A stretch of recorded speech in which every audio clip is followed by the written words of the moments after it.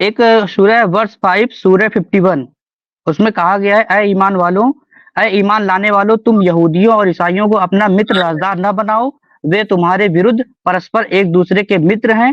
तुम ठीक में है, से जो कोई ए उनको भारत अपना मित्र वालों, बनाएगा वो सुनो उन्हीं सुनो, में हमें हमें अब आपसे कहता हूं, ए भारतवासियों, तुम पाकिस्तान हाँ। की इंटेलिजेंस को अपना मित्र मत बनाओ, वरना तुम्हें उठा लिया जाएगा। मोदी जी कह रहे हैं, बोलो मानोगे? तो इसका मतलब ये जो बात लिखी हुई है तो ये अब लागू नहीं होती। दुश्मनों के साथ आज भी लागू होगी, लेकिन हर यहूदी और ईसाई और हर हिंदू दुश्मन हो, ये दुरुस्त, ये गलत है, ऐसा नहीं है। तो बहुत सारे इसमें तो ऐसा नहीं लिखा है कि हर इसलिए ईसाई हर यहूदी। इसलिए ओ भाई, इसीलिए तो मैं कह रहा हूं कि उस जमाने में लिबरल गवर्नमेंट्स नहीं होती थी, जो हुकूमतें होती तो थी वो मतलब मजहबी ये होती बात उस समय थी, लागू होती थी, मजहबी अब लागू लोगों नहीं को होगी। आज भी लागू होगी, लेकिन दुश्मनों के लिए होगी।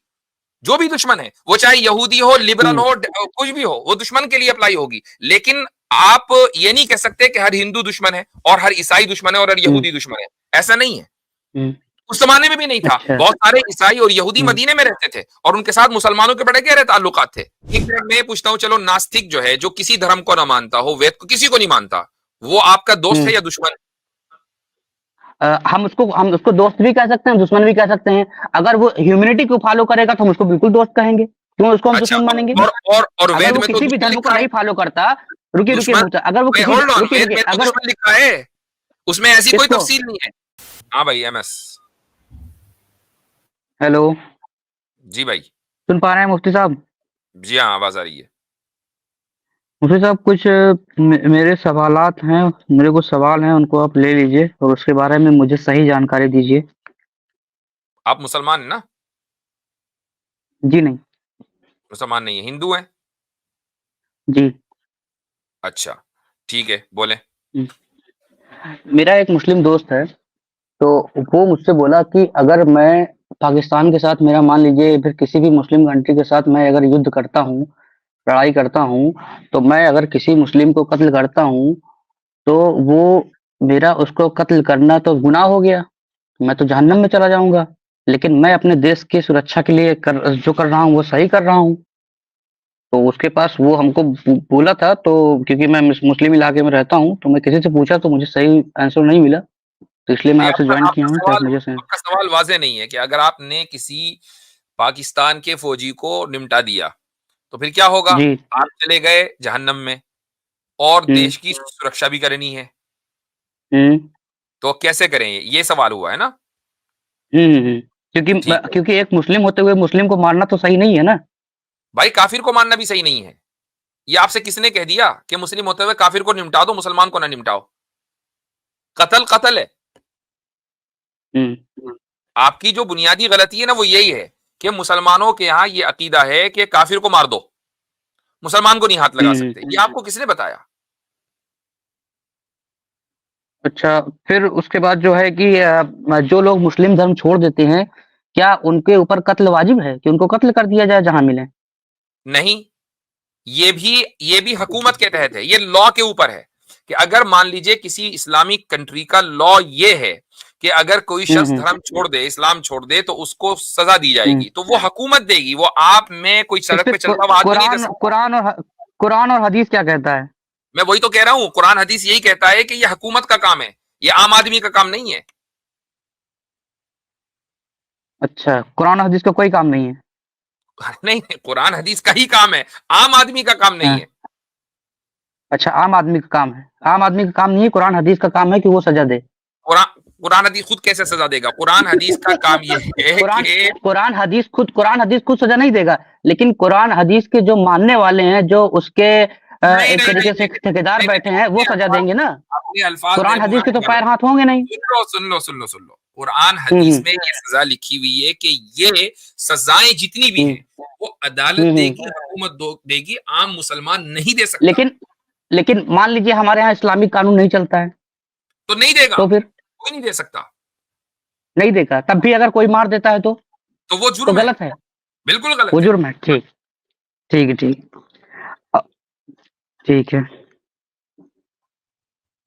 हाँ, ठीक है। बोलो। साहब, आप जो और एक अभी जगह पीछे है, कह रहे थे कि आपने कहा था एक मैसेज एक में कि वारिस एक सिद्दीकी नाम है आपका। अरे नहीं, नहीं, वो झूठ बोला। वर्स झूठ 4 बोला था? सूरह 89 में झूठ लिखा है। बोला एक था। हाँ, हाँ, मिनट झूठ एक बोला मिनट था। एक मिनट, झूठ बोला था झूठ क्यों? बोला। हाँ, झूठ झूठ बोला था ताकि आपसे तो ज्वाइन हो सकूं। नहीं तो बस अगर आप ये कहते हैं कि मैं गैर मुस्लिम हूं तो सबसे पहले लेते आपको हम। चलिए ठीक तो है, सॉरी अब बोला अगर उसके लिए। अगर ये बात एक है, होल्ड ऑन, इसका मतलब तो ये है कि भैया आप मोरल आदमी नहीं हो, आप तो झूठ बोल सकते हो कुछ भी काम करने के लिए।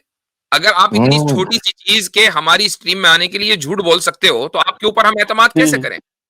हो सकता है कि ये सही जो कह रहे हैं। सवाल आपने किया हो ये भी झूठा सवाल हो, आपका कोई मुसलमान दोस्त ना हो, ये भी तो हो तो सकता है। झूठा सवाल हो तो आपको कह देना चाहिए कि हम झूठ जवाब नहीं देंगे फिर। नहीं तो हमने तो जवाब दे दिया, इसके बावजूद दे तो दिया, जवाब आपके दे ऊपर दिया ना, तो एतमाद अब जो बोल रहा हूँ, आप अब आपके जो बोल ऊपर, रहा हूँ वो लेकिन सही अब मान आप के, बीच में नहीं टोकिए मैंने अगर भाई। कह दिया कि मैं झूठ बोला था उसके बाद। होल्ड ऑन, 20 आपकी मिनट बीच में मोरालिटी नहीं। के ऊपर अमर अब भाई ये पूछ रहे हैं। सीरियस, आपकी मोरालिटी के ऊपर ये सीरियस क्वेश्चन खड़ा हो गया, खुद ही आप एतराफ कर रहे हो कि मैंने झूठ बोला है। तो भाई झूठों से फिर हम किस तरीके से बात करें, जो आदमी खुद ही आकर बोल रहा हो कि मैं झूठा हूं। अरे मैं उस बात के लिए झूठ बोला था, मैं उसको एक्सेप्ट करता हूँ, इसमें कोई बात नहीं है। जो एक एक और चीज मेरा के लिए एक झूठ बोल एक सकता है वो 10 चीज के लिए भी झूठ बोल सकता है। अब ये चीज जहन में अच्छा रखकर ठीक हम है, आगे आगे बढ़ेंगे। अब अगला सवाल करो। चलिए ठीक है, ठीक ठीक, अच्छा अच्छा, चलिए ठीक है। तो एक सूरह वर्स 5 सूरह 51, उसमें कहा गया है, ऐ ईमान वालों, ऐ ईमान लाने वालों, तुम यहूदियों और ईसाइयों को अपना मित्र राजदार न बनाओ, वे तुम्हारे विरुद्ध परस्पर एक दूसरे के मित्र हैं। तुम ठीक में है, से जो कोई ए उनको भारत अपना मित्र वालों, बनाएगा वो सुनो उन्हीं सुनो, में हमें हमें अब आपसे कहता हूं, ए भारत वासियों, तुम पाकिस्तान हाँ, की इंटेलिजेंस को अपना मित्र मत बनाओ वरना तुम्हें उठा लिया जाएगा, मोदी जी कह रहे हैं, बोलो मानोगे? उनकी हिम्मत ही नहीं उठा ले जाए। नहीं, मोदी जी उठा लेंगे तुमको, वो क्यों उठा के ले जाएंगे? मोदी जी ये तो कह रहे हैं कि तुम पाकिस्तान की इंटेलिजेंस मैं को, अपने देश होल्ड से ऑन, कभी गद्दारी लिसन अप, करूंगा ही नहीं। अरे अरे सुनो भैया, तो यही तो बात हो रही है, यही तो कहा जा रहा है कि अपने आप से, अपने लोगों से गद्दारी मत करना। सामने वाले अगर दुश्मन के लोग हैं तो उनसे तुम जाकर अलायंस ना करना। अगर मोदी जी ये कहें कि भारतवासियों, तुम पाकिस्तान या जो भी भारत का दुश्मन कोई भी हो, चाइना हो, वहां की इंटेलिजेंस सर्विसेज से तुम्हारी दोस्ती वोस्ती नहीं होनी चाहिए कि तुम यहाँ की इंफॉर्मेशन उधर देने लगो। तो अब आप इसको सही मानोगे या गलत मानोगे? ना ना ना, मुफ्ती साहब, नहीं इसमें मानोगे, इसमें जो बात लिखी है वो सुनिए, नहीं वो मानोगे। सुनिए, इसमें जो बात लिखी है एक मिनट, ये इसमें बात सही है कि नहीं? होल्ड ऑन, सुनिए सुनिए, अगर वो अगर आप मोदी एक जी, सुनिए होल्ड ऑन, सुनिए, एक अगर दूसरे देश की एक बात मिनट नहीं है, मैं रुकिएगा, उसी। सुनो, ये सुन नहीं रहा 20 है। मिनट आप बोलो। देखो, बीच में बोलोगे तो फिर धक्का दे दिया जाएगा, तो इसलिए बीच में मत बोलो। मैं ये कह रहा हूं कि मोदी जी ने अगर ये बात कही, या इंडियन गवर्नमेंट, मोदी क्या, इंडियन गवर्नमेंट ये बात कहे, तो क्या आप इसको तस्लीम करोगे? बोलो, ये तस्लीम करोगे? कि मैं अगर दूसरे देश से, मैं पाकिस्तान से अगर कनेक्शन रखूंगा तो मुझे उठा लिया जाएगा। बिल्कुल, बिल्कुल उठा लिया जाएगा, क्योंकि ये बस जुर्म है। ये जुर्म है ना, हाँ, तो अब इसी सुनिए, तरीके से, रुकिए होल्ड ऑन रुकिए। Hold on hold on hold on, अब मुझे हाँ बात कर लेने दें। जब आपने हाँ। इसको जुर्म तस्लीम कर लिया, तो उस जमाने में जो हुकूमतें होती थी ना, वो लिबरल गवर्नमेंट नहीं होती थी, वो मजहबी हुकूमतें होती थी। तो यहूद और नसारा से दोस्ती न घाटो। ये वो यहूद और नसारा हैं कि जो यहूदियत और नसरानियत यानी क्रिश्चियनिटी की बुनियाद पर जिन्होंने हुकूमत कायम की है। और जो अल्फाज है ना उस आयत के, वो औलिया का लफ्ज है, और औलिया का लफ्ज निकला है विला से। विला के माने आते हैं अलायंस के, कि तुम दुश्मनों के साथ अलायंस ना करो। मुझे आप बताओ कि क्या आप अपने दुश्मनों के साथ अलायंस करने में दिलचस्पी रखते हैं? नहीं नहीं, तो इसका मतलब ये जो बात लिखी हुई है, तो ये अब लागू नहीं होती। दुश्मनों के साथ आज भी लागू होगी, लेकिन हर यहूदी और ईसाई और हर हिंदू दुश्मन हो, ये दुरुस्त, ये गलत है, ऐसा नहीं है। तो इसमें तो ऐसा नहीं लिखा है कि हर ईसाई, हर यहूदी। इसलिए ओ भाई, इसीलिए तो मैं कह रहा हूं कि उस जमाने में लिबरल गवर्नमेंट्स नहीं होती थी, जो हुकूमतें होती थी वो मतलब मजहबी ये होती बात उस समय थी। लागू होती थी, अब लागू नहीं होगी। आज भी लागू होगी, लेकिन दुश्मनों के लिए होगी। जो भी दुश्मन है, वो चाहे यहूदी हो, लिबरल हो, कुछ भी हो, वो दुश्मन के लिए अप्लाई होगी। लेकिन आप ये नहीं कह सकते कि हर हिंदू दुश्मन है और हर ईसाई दुश्मन है और हर यहूदी दुश्मन है, ऐसा नहीं है।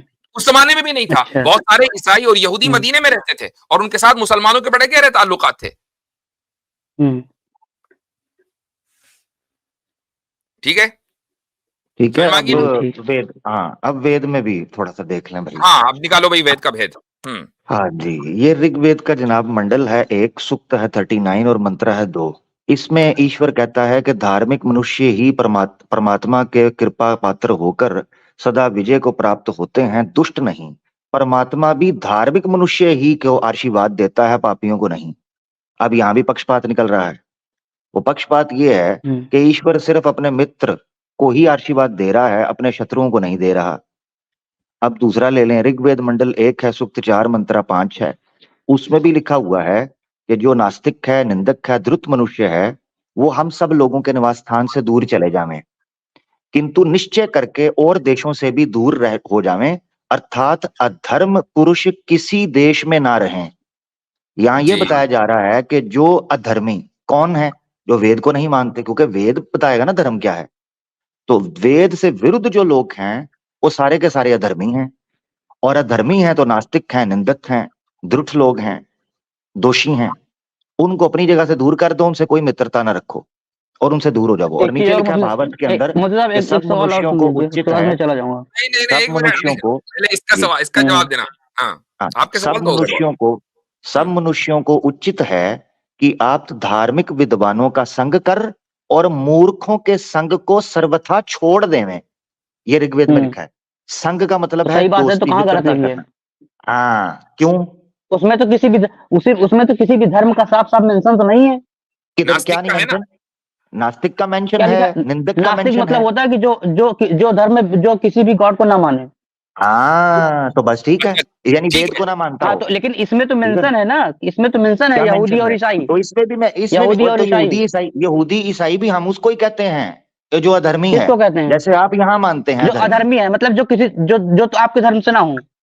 तो आप ये भी यहाँ लिखा हुआ है कि जो आपके धर्म से ना हो। धर्म किसे कहते हैं? उसमें वेद अभी धर्म अभी है मेरा आप ही ने भाई। कहा कि जो नास्तिक हो। ओ भाई, अच्छा वेद एक मिनट प्रमो आमिर धर्मा। भाई, एक मिनट मैं पूछता हूँ, चलो नास्तिक जो है, जो किसी धर्म को ना मानता हो, वेद को किसी को नहीं मानता, वो आपका दोस्त है या दुश्मन? हम उसको दोस्त भी कह सकते हैं, दुश्मन भी कह सकते हैं। अगर वो ह्यूमैनिटी को फॉलो करेगा तो हम उसको बिल्कुल दोस्त कहेंगे, क्यों उसको हम अच्छा, दुश्मन मानेंगे? और अगर वेद वो में तो किसी भी दुश्मन धर्म को लिखा है। नहीं फॉलो करता, रुकिए रुकिए दुश्मन, मुझे, अगर वो किसी होल्ड ऑन, रुकिए वेद रुकिए में तो अगर दुश्मन लिखा है, उसमें ऐसी कोई किसको तफसील नहीं है। कोई नहीं बना सकते। तैत्रीय ब्राह्मण है, तैत्रीय ब्राह्मण जो वेदास की कमेंट्री है उसमें लिखा हुआ है, कभी नास्तिक, लंपट, विश्वासघाती, चोर, मिथ्यावादी, स्वार्थी, कपटी, छली आदि दुष्ट मनुष्यों का संग ना करो कभी भी, उनको मित्र कभी न रखो। मुझे बताओ, आप इसमें तो धर्म की कैद भी नहीं लगाई गई, इसमें तो हाँ, आदमी के गुण हैं। हो सकता है सनातनी चोर हो सकता है सनातनी लंपट हो, विश्वासघाती सनातनी भी हो सकता है। कहते हैं उसका संग कभी ना करो, उसको मित्र ना रखो। हाँ, और उसमें जो है नास्तिक को चोर और विश्वासघाती के बराबर कर दिया। नहीं, और बिल्कुल। उसमें आपका भी इल्जाम आ मूर्खों गया को ना, भी, आपने भी झूठ बोला, हजरत मूर्खों को विश्वासघाती भी, आप ही जो हो। ईश्वर की कृपा से जो मूर्ख है, मूर्ख का क्या दोष होता है? मूर्ख इंसान अपनी इच्छा से होता है। अच्छा अच्छा, झूठे का भी है जिक्र उसमें।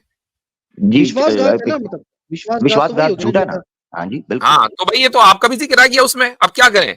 मिथ्यावादी, अच्छा, आप एक चीज और, आपको एक मिथ्यावादी, लास्ट, झूठ बोलने वाला, एक लास्ट, हम अपनी मेरा मंडली से डाउट जिक्र क्लियर है, दें। एक लास्ट, नहीं नहीं, मेरे इसका डाउट जवाब, क्लियर है, बस एक पहले और।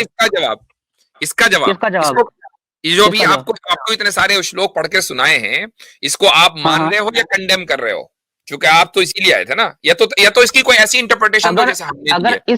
इस संदर्भ में लिखा गया है कि जो लोग गलत हैं, जो नास्तिक हैं, जो गलत हैं, अगर तो उनके लिए नास्तिक लिखा गलत गया है है, तो फिर उसको तो नास्तिक गलत है। जो गलत नास्तिक हैं, जो गलत नहीं, रास्ते पे हो नहीं, चुके हैं। गलत नास्तिक कोई नहीं बात लिखा, तो जिस गलत तरीके से नास्तिक आप नहीं कह लिखा, रहे हैं कि केवल नास्तिक रुकिए लिखा रुकिए है, ये- रुकिए चित्त रुकिए लिखा है। रुकिए रुकिए हाँ, आप जिस तरीके से कह रहे हैं कि ये जो चीजें लिखी गई थी कि गैर उस जमाने में कि नहीं यहूदियों और हमारे, ईसाइयों से मैं दोस्ती जो ना कह रहा हूँ करो, उसकी दलील है, राजदार मैं हो जो कह सकते रहा हूँ हैं। उसकी दलील ठीक है, है, और वो तो ये है। मैं भी कह दूं, होल्ड ऑन, मैं भी कह दूं कि ये नहीं भी मेरे उसी पास समय तो के लिए दलील है लागू ना। होगा। ओ भाई मेरे पास दलील है, और दलील एक नहीं दो है। पहली दलील तो खुद आप सल्लल्लाहु अलैहि वसल्लम के जमाने में यहूदी और ईसाइयों से आप लोगों के, मुसलमानों के ताल्लुकात, पहली दलील तो ये है। और दूसरी दलील ये है कि जिसको जिनको अरबी आती है वो समझते हैं अल यहूद वन नसारा, अलिफ लाम यहाँ पर जिन्स के लिए नहीं बल्कि अहद के लिए नहीं, मुतय्यन किस्म के यहूदी और मुतय्यन किस्म के नसारा जो है वो मुराद है।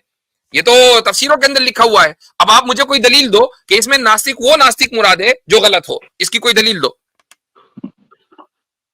नहीं, इतना तो जानकारी मुझे नहीं है।